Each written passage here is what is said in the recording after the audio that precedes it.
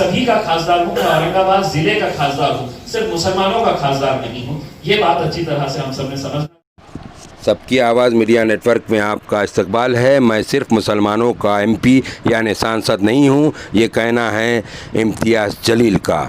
MIM के सांसद इम्तियाज़ जलील ने आज शहरी औरंगाबाद में दारुस्सलाम यानी एमआईएम के औरंगाबाद दफ्तर में एमआईएम की महिला आघाड़ी की जानिब से मुनक्किदा प्रोग्राम में इस तरीक़े का या इन जुमलों का इस्तेमाल किया। वाज़ेह हो कि इम्तियाज़ जलील को केंद्रीय शहरी विकास समिति की मेंबरशिप जो है या उसमें नामज़द किया गया था या मुंतखब किया गया था, इसलिए महिला आघाड़ी एमआईएम की जानिब से एक प्रोग्राम रखा गया था। एडवोकेट अस्मा शेख जो एमआईएम महिला आघाड़ी की ज़िम्मेदार है, उन्होंने भी खिताब किया इस मौके पर। और जो प्रोग्राम रखा गया था उसमें जो महिलाओं को रोज़गार से जोड़ने का काम किया है एमआईएम की महिला आघाड़ी ने, जो रज़िया सुल्तान महिला आघाड़ी के नाम से काम करती हैं, तो उन्होंने भी काफ़ी तफसीलात पेश की वहाँ पर। और इम्तियाज़ जलील ने भी अपने खिताब में बहुत सारी जो है तो चीज़ों पर ध्यान दिलाया वहाँ मौजूद लोगों का। सुनिए क्या कहा इम्तियाज़ जलील ने और आज के प्रोग्राम की चंद झलकियाँ आप देखिए। है कि हमें अपना इक्वल स्टेटस सोसाइटी में चाहिए, इस वजह से हमें सबको एक प्लेटफॉर्म पर आना है। आज हमारे संविधान में महिलाओं को समान अधिकार तो दिए गए हैं, लेकिन वो सिर्फ किताबों में लिखे हुए हैं, उससे आगे जाकर वो हमें समान अधिकार नहीं मिलते। आज कोई भी महिला अगर बड़े पोस्ट पे, मेरे हिसाब से महिला सशक्तिकरण का मतलब क्या होता है कि अगर कोई महिला जॉब करती है तो क्या वो सशक्त हो गई?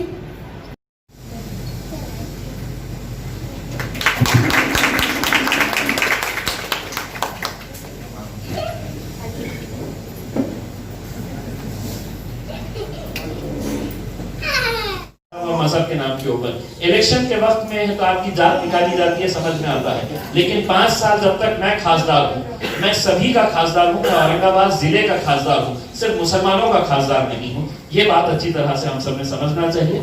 मुझे उम्मीद है आप लोगों की दुआएं, आप लोगों का साथ रहा तो इंशाल्लाह हम लोग सब लोग बहुत आगे बढ़ेंगे। यकीन है कि बहुत सारे लोगों को रोजगार का जरिया बनेगा।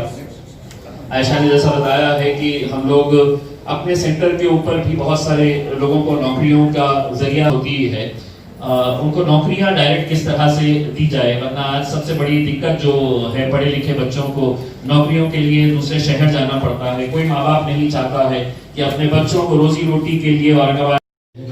हमने सोचा कि हम एक 200 अच्छे लड़कों को आइडेंटिफाई करेंगे, उनका सिलेक्शन करेंगे और वो सिलेक्शन करने के बाद वो 200 बच्चों को हम लोग पूरी तरह से ट्रेनिंग करेंगे कि ताकि वो पुलिस की नौकरी के अंदर भर्ती हो जाए।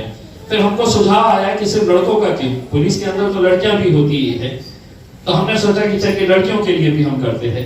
तो मुझे खुशी है कि हमने पहले जो सोचा था कि हम 200 बच्चों को ट्रेनिंग देंगे, जब हमने रजिस्ट्रेशन शुरू किया तो 4000 बच्चों का रजिस्ट्रेशन हमारे पास आया है। अब आप लेकिन सियासत राजनीति हम सिर्फ इलेक्शन के वक्त में करते हैं और बाकी का वक्त हम समाज सेवा के लिए इस्तेमाल करते हैं, हम समाज के कार्यों के लिए अपना वक्त इस्तेमाल करते हैं।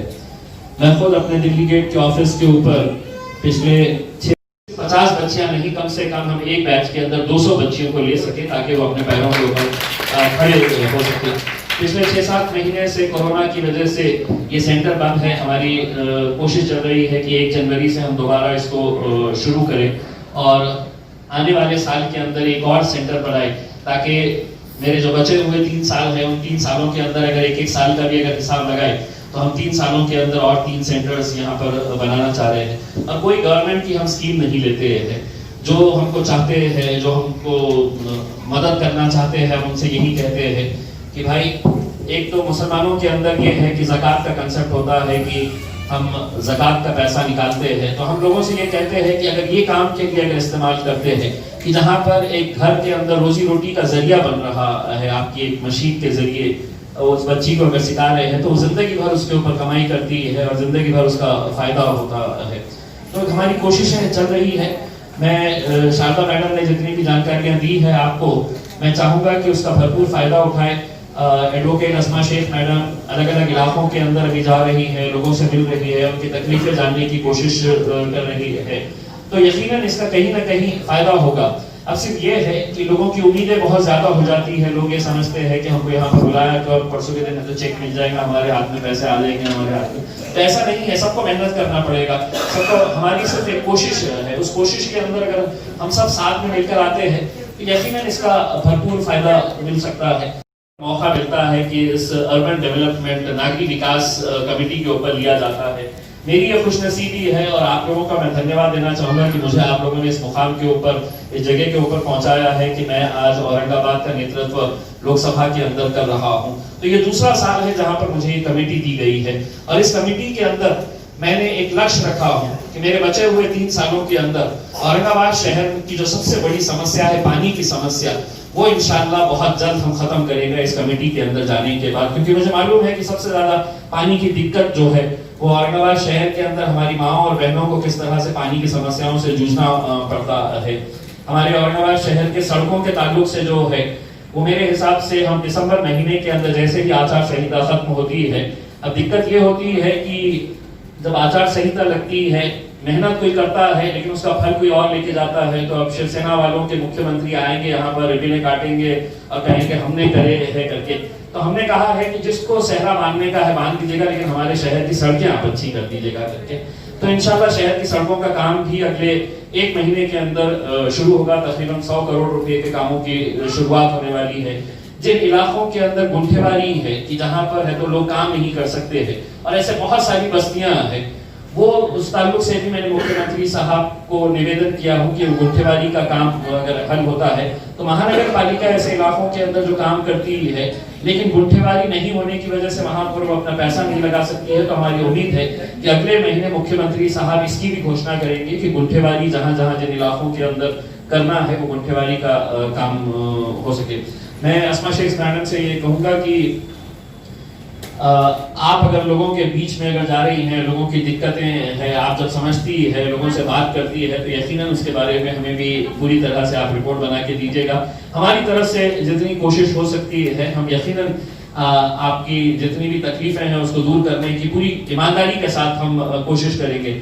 देखिए, मैं बहुत कुछ बड़े बड़े दावे कर नहीं सकता हूँ, लेकिन ये है कि हम कितना भी पैसा लेकर आए, केंद्र सरकार से हम कितना भी कई 100 करोड़ रुपया भी अगर हम लेकर आए, लेकिन वो काम करने वाली जो एजेंसी होती है वो महानगर पालिका होती है। और महानगर पालिका ने पिछले 30 सालों के अंदर एक ऐसा कारोबार करके रखा हुआ है कि अगर किसी को सड़क बनाना होता है तो गुत्तेदार को, वहां के नेताओं को पैसा देना पड़ता है, वहां के अधिकारियों को पैसा देना पड़ता है। पानी की स्कीम अगर लेके आने का है तो उसके अंदर कैसा भ्रष्टाचार किया जाए, ये सब की वजह से आज औरंगाबाद इतने पीछे रह गया है।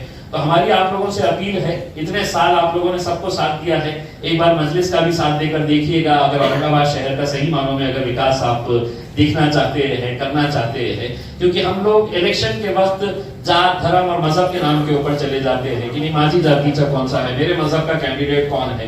तो ऐसे चोर लुच्चे लफंगों को अगर आप चुनकर भेजेंगे वहां पर, तो उसका काम यही रहेगा कि किस तरह से मैं पैसा बनाऊं और पैसा खाते रहूं करके उसमें। अगर हमारे को इस शहर को आगे ले जाना है और अपने बच्चों के मुस्तकबिल को आगे लेके जाना है कि जहां पर हम अपने बच्चों के लिए अच्छे स्कूल्स यहाँ पर खोल सके, अच्छे हॉस्पिटल्स यहाँ पर हम लेकर आ सके, तो ये उसी वक्त मुमकिन होगा जब आप अच्छे लोगों को वहां पर भेजेंगे। अगर आप इसी तरह से अगर इलेक्शन के वक्त में फिर वही बातें आएगी कि इलेक्शन आते ही जात धर्म के नाम के ऊपर लोगों को बांटने का काम करो, फिर हिंदू मुसलमान कर डालो, कैसा न कैसा आपस में है तो भेदभाव करना शुरू कर डालो, यही चीजें अगर रहेंगी तो हम बहुत पीछे चले जाएंगे। अब वक्त आया है हम सब साथ में मिलकर इस शहर को खूबसूरत बनाए, आगे बनाए, और साथ ही साथ जब शहर बढ़ेगा तो आप लोग भी बढ़ेंगे। और इन छोटे छोटे बच्चे जो आप लोगों के साथ आए हैं उनके मुस्तकबिल के बारे में भी हम लोगों को सोचना पड़ेगा। आज स्कूल के अंदर एडमिशन लेने का है तो कितना, ये सब ऐसे मुद्दे हैं जो हर इंसान की जिंदगी से ताल्लुक रखते हैं। उनको दूर करने के लिए हम सबको एक साथ मिलकर आने की जरूरत है। हम हमारी तरफ से पूरी कोशिशें हमारी जारी रखेंगे। रजिया सुल्तान की पूरी टीम को मैं मुबारकबाद देता हूँ कि वो लोग अपने अलग अलग इलाकों के अंदर जा रहे हैं, लेकिन मैं अस्मा शेख मैडम से यही गुजारिश करूंगा कि और ज्यादा अपने सफर बनाएंगे। आप महाराष्ट्र की अध्यक्षा है, एक अच्छी टीम तैयार करिए पूरे महाराष्ट्र के अंदर, और जो काम की शुरुआत हम यहाँ से कर रहे हैं वो दूसरे महाराष्ट्र के शहरों के अंदर भी होनी चाहिए। और यही काम है जो आखिर में लोगों को आपसे जोड़ता है।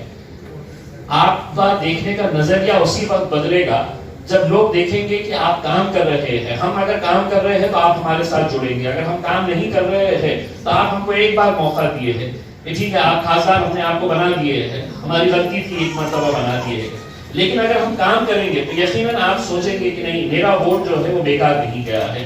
तो हम आपके वोटों के कर्जदार हैं, आपने जो हमारे को वोट दिया है, वोट देकर इस मुकाम के ऊपर पहुंचाया है, उसका हम तहे दिल से शुक्रिया अदा करते हैं और आपको यकीन दिलाते हैं कि हमारी तरफ से जितना भी हो सकेगा हम पूरी तरह से कोशिश करेंगे।